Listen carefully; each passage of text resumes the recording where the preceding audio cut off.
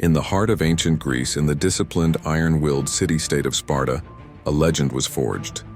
Not in gold or silver, but in blood, sweat, and an unbreakable spirit.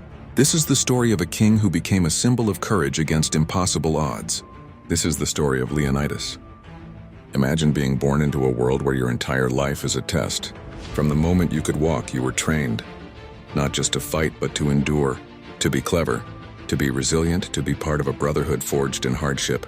This was the agoge, the brutal Spartan training system, and it shaped Leonidas from a boy into a warrior. Unlike other heirs to the throne who were often exempt, Leonidas went through every grueling stage. He earned his place not by birthright alone, but through merit.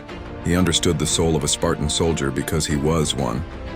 By 480 BC, Leonidas was one of the two kings of Sparta, and a storm was gathering on the horizon. The Persian Empire, the largest the world had ever seen, was on the move.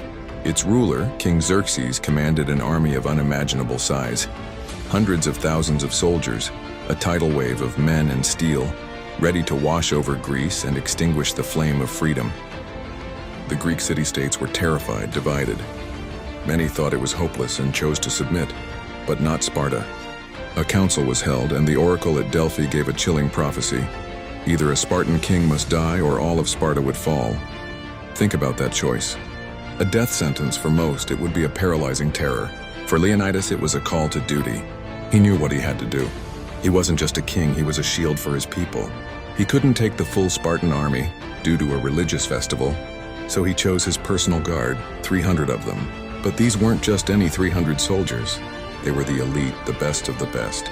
And every single one of them had a son, a male heir, to ensure their family line would not be extinguished. Leonidas was planning for the future of Sparta, even as he marched towards certain death. They marched to a narrow coastal pass called Thermopylae, the Hot Gates. It was a strategic masterstroke. Here, the Persians' overwhelming numbers meant nothing. The narrow pass acted as a funnel, a bottleneck where a few could hold off a multitude. For 3 days, the impossible happened. Leonidas and his 300, joined by a few thousand other Greek allies, held the line. Picture the scene. The disciplined Spartan phalanx, a wall of bronze shields and bristling spears, standing firm against wave after wave of the Persian army. The elite Persian immortals, Xerxes' best troops, were thrown at them and were cut down. The Greeks fought with a fury that stunned the invaders. They were defending their homes, their families, their very way of life. Leonidas was always at the front, a beacon of defiance, his every action screaming, "This far and no further." But betrayal is a poison that can undo even the bravest of heroes. A local man named Ephialtes, hoping for a reward, showed the Persians a hidden path that went around the pass. Leonidas was surrounded. This was the end. He knew it. He sent most of his Greek allies away, telling them to live and fight another day, to carry the story of what happened here. But he and his 300 Spartans, along with 700 Thespians who chose to stay, remained.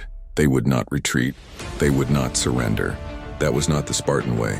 Their final stand was the stuff of legend. No longer defending the narrow pass, they fought in the open. They fought until their spears shattered. Then they fought with their swords. When their swords broke, they fought with their bare hands and teeth.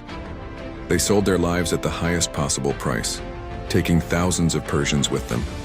Leonidas fell, fighting in the heart of the chaos, a king to the very last breath. Leonidas and his 300 were defeated, but they did not lose. Their sacrifice wasn't in vain, it was a spark. It bought the other Greek city-states precious time to organize their navies and armies. It was a moral victory that echoed across Greece, a story of unbelievable courage that lit a fire in the hearts of every Greek. It showed them that the mighty Persians were not gods. They could bleed, they could die. A year later, at the Battle of Plataea, a unified Greek army with the Spartans at their core crushed the Persian forces, ending the invasion for good. As they charged, their battle cry was a name: Leonidas. The story of Leonidas and the 300 at Thermopylae is more than just history. It's a timeless testament to the power of sacrifice, the meaning of freedom, and the idea that even in the face of overwhelming darkness, a small light of defiance can change the course of the world. He was the king who chose death so that his people might live, the hero of Thermopylae, a name that even 2,500 years later still stands for courage.